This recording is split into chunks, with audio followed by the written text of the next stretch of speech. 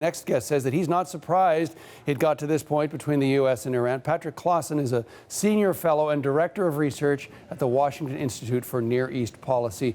He directs a program on Iran and U.S. policy, and he joins us from Washington, D.C. Patrick, thanks so much for joining us.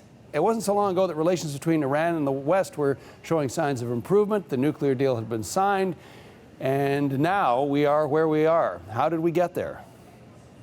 Well, about a month ago, the narrative regarding Iran was that the United States was having considerable success with its campaign to apply maximum pressure on Iran.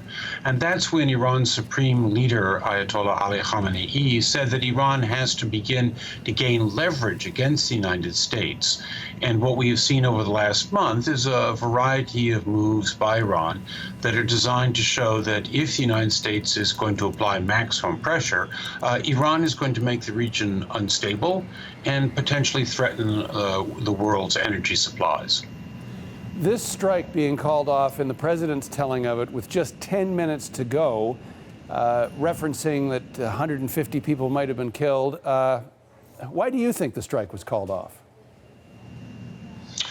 Well, having an open strike was a pretty bold move. The United States and Iran have a long history of engaging in a twilight war, which is usually done in the shadows. So, for instance, Obama unleashed the Stuxnet virus against Iran's nuclear system, the computer virus, that did substantial damage to Iran's nuclear program. But it was all deniable and in the shadows. So an open attack could lead Iran to retaliate, and this could set off an escalatory cycle in which the world starts to think that the two sides, Iran and the United States, are engaged in a tit-for-tat. The story changes from Iran being the aggressor to, oh my goodness gracious, let's stop this tit-for-tat stuff. The Middle East, of course, at the best of times, a potential powder keg. So what would your assessment be of the impact of an armed conflict between the U.S. and Iran on the rest of the region?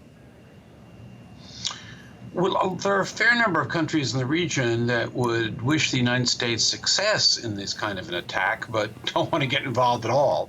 And then there's countries like Iraq in particular, which are eager to stay out of any U.S.-Iran confrontation, but know that that'll be tough, because the Iranian strategy would almost certainly be to engage in what's called horizontal escalation, that is to say, to spread the conflict to other areas.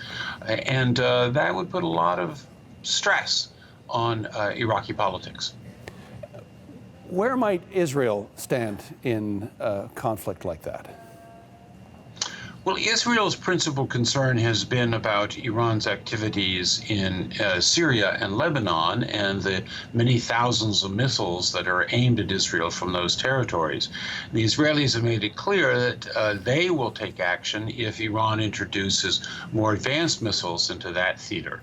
But when it comes to the Gulf, Israel is, of course, not involved, not active, and Israel will be delighted to see the United States taking more action against Iran, because the U.S. has consistently refused to get involved in trying to stop Iran's activities in Syria and Lebanon, activities that worry Israel so much.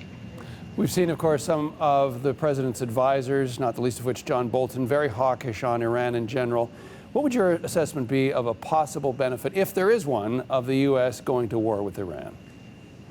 Well, if there were a short military strike by the United States on Iran that quickly ended, then this would be a way of showing to the Iranian leadership that the United States is prepared to use military force to back up its economic and diplomatic pressure against Iran. However, that's a risky approach, because Iran might decide to escalate back, and then we could find ourselves in a very nasty situation that I don't think either side particularly wants, but it'd be very hard for either side to break off the cycle of escalation. Where does the Iran nuclear deal stand in any of this? The U.S. backing away from it, Europe still standing by, now these increased tensions between the two. Is there a renegotiation possible? Is there continuation? Where does that agreement stand? Well, the Iranians have announced that they're going to start violating parts of the agreement. At first, pretty technical, but that could be a prelude to more and more such violations, which would be quite disturbing. And the agreement as a whole, after all, is time limited. So various provisions are going to start expiring, even under Mr. Trump's watch. And by the way, the Iranian side made a very good point a few months ago when Atomic Energy Organization Director Salehi said on live television in Iran, it's very hard to violate the agreement because it's so ambiguous. There are a lot of provisions in the agreement that need to be clarified. And it would be useful if there could be negotiations to do that. But in the current heated environment, that's really tough to arrange.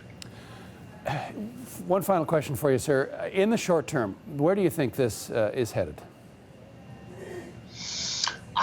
In the short term, probably out of the headlines and back into the shadows where most U.S.-Iran confrontations have taken place. That's what I hope will be the case, but the potential for miscalculation is definitely there. We'll all be watching. Mr. Clawson, thanks so much for your time. Really appreciate it. Thank you. Patrick Clawson is a senior fellow and director of research at the Washington Institute for Near East Policy. He joined